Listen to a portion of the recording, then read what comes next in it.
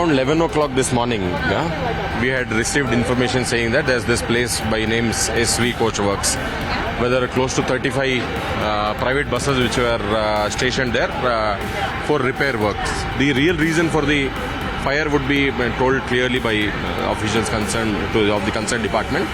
And there have been no casualty. There are close to 30 odd people who have been working in this place.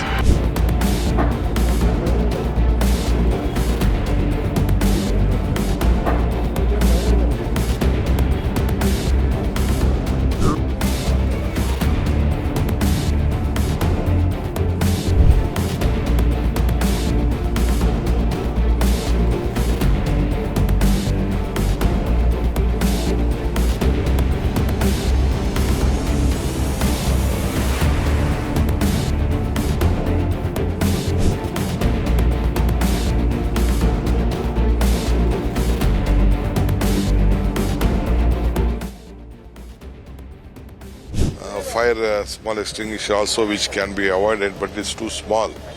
When such big works have been done, we should have been very cautious. I think by God's grace, no casualty has happened. But still, my fire force and my police department will investigate in the matter. What best precautionary has to be taken.